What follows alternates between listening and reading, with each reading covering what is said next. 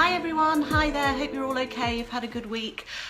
We've got an absolutely lovely day here in London today. I don't want to jinx it or speak too soon, but summer could be here, fingers crossed. So I've had quite a busy week. I've been putting the final touches together for our menopause newsletter, which basically is an extension of this Facebook page. I know not all of you see all the posts that we put up, or you miss them, they don't go into your news feed for whatever reason. I really don't know why that happens, at the rhyme or reason of why Facebook shows certain posts and not others. But we thought if we did this newsletter, it's like a mini menopause magazine basically, and it's going to be covering all sorts of things. We're going to have like real life stories in there from menopausal women who are sharing their experiences with you, so you know you're not alone and the things that happen to us. We've got features on certain symptoms each month, so we'll be covering not only the most popular things like hot flushes and so on, but the things that you may not necessarily connect to menopause, like dry eyes or the burning tongue or trouble swallowing. All those things that are happening that you may not associate with menopause, we'll sort of talk about those as well, explain why they may be happening, what's happening, things that you can do to help. And then we've got beauty tips. We're going to be looking at makeup and skincare and hair care, different products and colours, the things that might suit you at this time of life. If you're not sure about certain things, your eyebrows or whatever, then we're going to be looking into makeup bags and talking about that. We've got fashion tips, things that are going to help you, sort of certain fabrics or certain styles that might suit our new shapes or things like that. And then we've got natural remedies. We're going to focus on each month on a natural remedy, whether it's meditation or Reiki or something that I've just actually come across and was introduced to, is something called thorax thumping, which never heard of before, really interesting. I don't know enough about it yet to tell you about it, so I'm going to learn a little bit more about it, go to a couple of more classes. And then in next month's newsletter, I'm going to probably tell you a little bit about that. And then there's a Q&A session. We're going to take the questions, the most popular questions that we get asked each month, and answer those for you. So hopefully you might find a bit of information in there as well. And so all that will come out. I'm going to put a link below when I finish talking to you. I'll put a link in the comments below where you can sign up for it. And then as normal, you've just got to confirm the subscription, and then it will come in your email box every month. So lots of useful tips and advice and information just to complement this Facebook page. Excuse me. So today we are going to be talking about weight gain, which is another subject very dear to many of our hearts. I know that. Why we gain weight, why we can't lose weight, what's actually happening during menopause, you know, what's going on here. I know the medical professions say that it's not connected, weight gain is not connected to menopause, it's more of a age thing.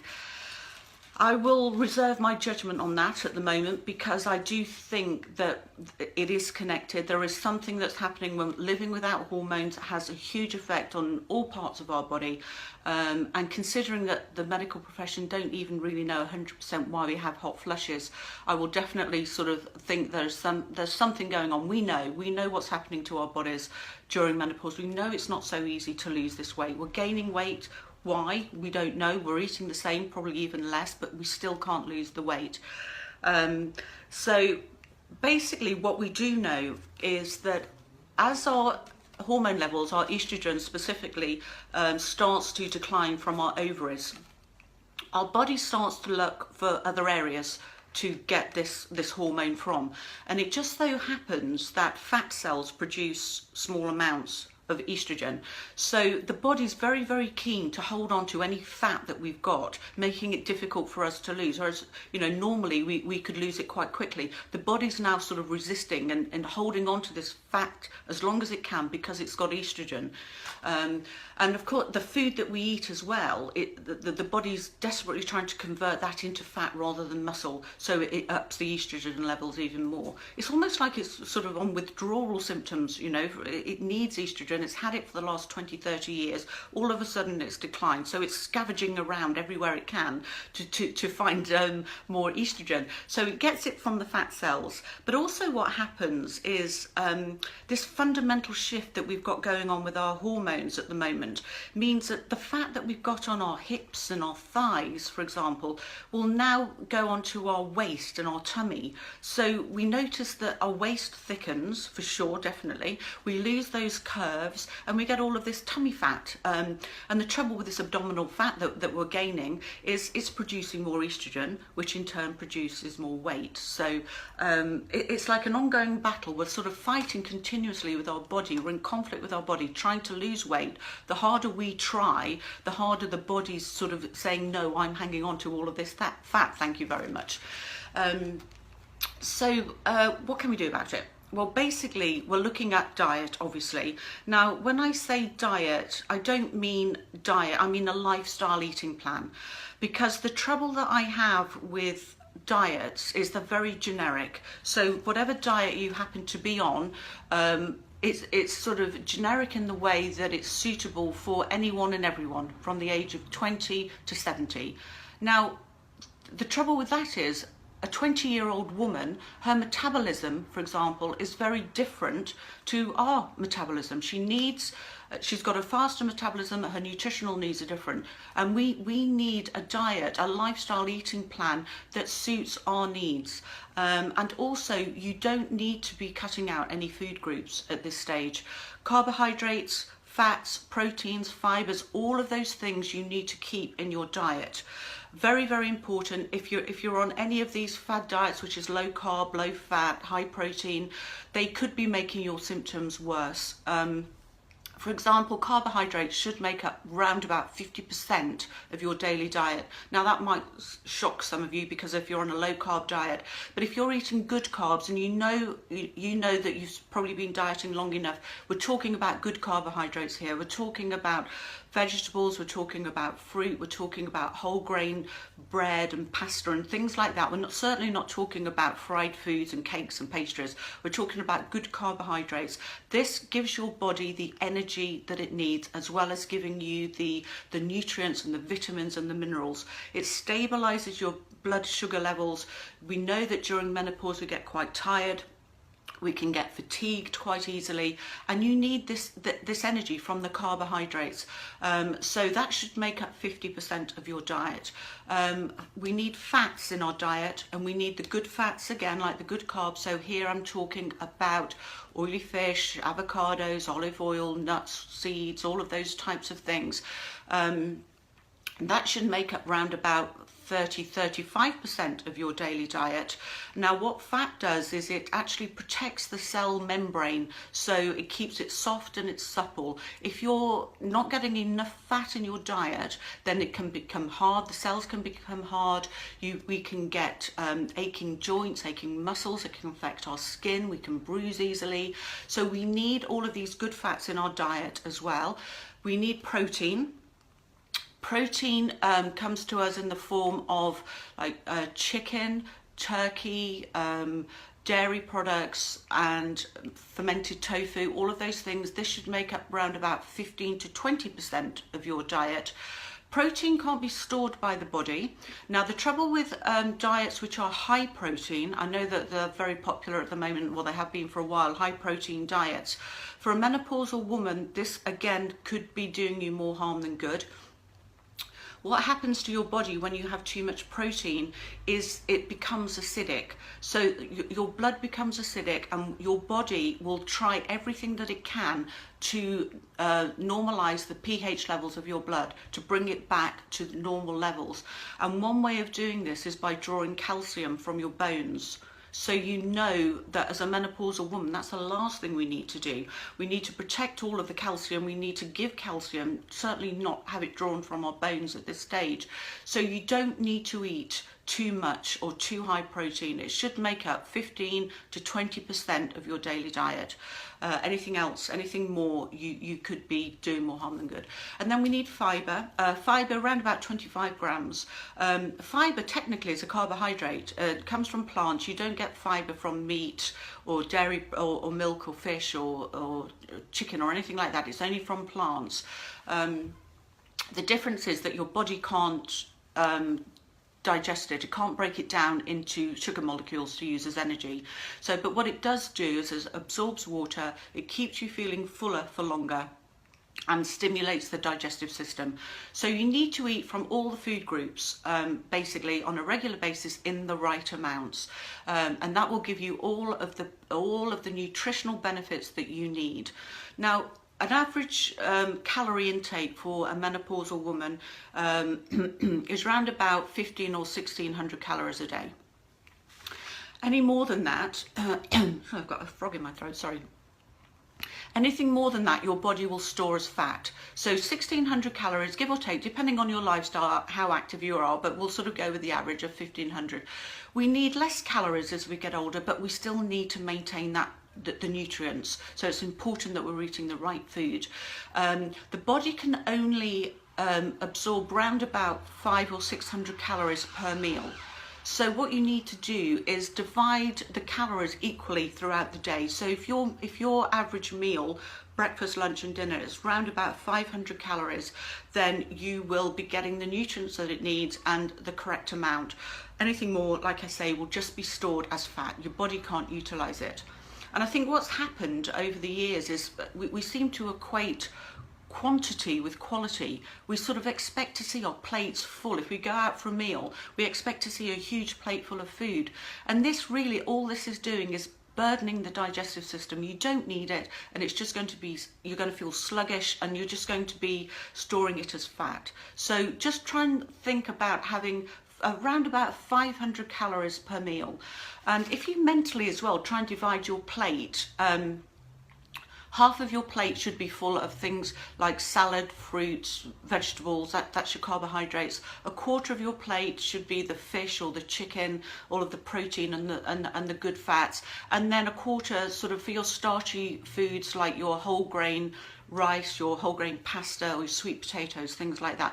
And also your shopping trolley. When you're food shopping, have a quick look in your trolley and make sure that you've got more fruit and veg in there than you have breads and pastas and meats. So you've just got a rough idea. So hopefully what you've got in your trolley will transfer to your plate when you get home. So if you're buying the right type of food, in the first place you're going to be eating the right type of food.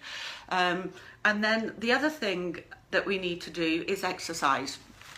Now, exercise is not the most efficient way of losing weight. And let me just qualify what I'm saying here, because I'm not giving you a sort of free pass to say, oh, yippee, I don't need to exercise.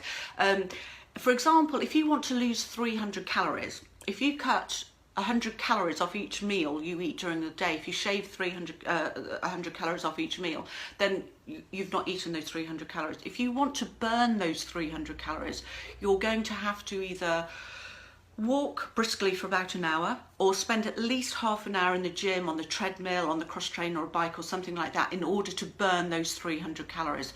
So you can see it's not the most effective way of burning calories. However, exercising is extremely good for our overall health, for our heart health, for our bone health, for our muscle strength. So without a shadow of a doubt, you need to exercise. I was just pointing out there that for burning calories, it's not that effective, but overall you need to exercise every day. You should be walking at least every day, sort of 20 minutes if possible, weight training 3 times a week, and some aerobic exercises a couple of times a week as well, just to give you that overall balance of the exercise that you need. Now, what happens when you exercise is that your muscles are being strengthened. Now, your muscles move continuously. They're constantly moving and vibrating. Whether you're sitting down, whether you're sleeping, whether you're walking, your muscles constantly move. And the stronger your muscles are, the more energy that they need to move and vibrate. And they get this energy from your energy store, which is your fat. So basically, the stronger the muscles that you have, the more fat you're going to use to you're going to burn more fat basically. And if I can just quickly say here as well, because I know one or two women have mentioned this before, fat cells and muscle cells are completely different. Fat will never become muscle, muscle will never become fat. They're completely different things. What happens with your fat cells is when you lose weight, your fat cells shrink. When you gain weight, they expand. So that's what that's all about. And in order to shrink your fat cells, your body needs to use the energy. It needs to use them. And the stronger your muscle, the more it's going to use your fat reserves. So without a shadow of a doubt, you need to be exercising. And also obviously eating the right foods. So I hope that's sort of addressed the problems for you, that why you can't lose weight. Your body's in conflict, it wants to hold on to all of that fat, and you're trying to lose it. You need to be eating the right foods in the right amounts, and you need to exercise. So now what you're going to find, I'm going to put a link in for the newsletter, but also attached in with that link is a short video of yours truly talking about the menopause healthy eating plan that we've put together specifically for menopausal women. It's got the right foods in the right amounts, and it's a template basically. What it is, you've got 7 days of menus, you've got breakfast, lunch and dinner every day, and you're going to use this and you're going to follow it pretty much every day for life. So you know, on a Monday it's chicken, on a Tuesday it's fish, or on a Wednesday it's turkey, whatever it is. But you have the opportunity and the ability to tweak this to your liking. And when you start to follow the plan, you think I've lost connection. Oh, there we go. Sorry, lost connection there.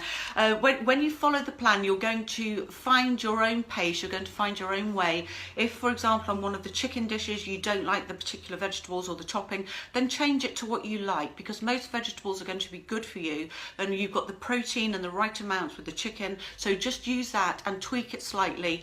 And what this is going to do is going to give you peace of mind basically, that you are eating the right foods that you should be eating. You're not going to have to count calories or points or anything like that. You're going to not have to constantly stress or worry about food. You're going to save time for sure in the supermarket. You're going to save money. You're going to cut down on food waste, and you're going to be supporting your hormone imbalance, and you're going to be maintaining a healthy weight. So all of these things will be in this diet plan. If you're following a plan at the moment, or if you're on a diet and it's not working, you're just so frustrated about not being able to lose weight, and you're trying everything that you should be doing and it's not working, then I promise you this diet plan could be what you're looking for. So take a look at it, see what you think. If you've got any questions, please do email me or send me a message on Facebook. Leave a comment in the comments below. I will answer all of your questions. I'm sure you're going to love the newsletter. It's really informative. It's going to give lots of advice, lots of tips, and if, like I say, if you miss anything on this page, it just tops it up with that. So please do sign up for it, and I'm going to see you again next week. I'm just off for a barbecue now, so I think next week we're talking about thinning hair and hair loss, why it happens, what we can do about it, what products we can use, how we can help stimulate hair growth. So I hope you can join me again next week. Have a lovely week. I hope the weather holds out, and I look forward to seeing you again next time. Take care. Bye bye.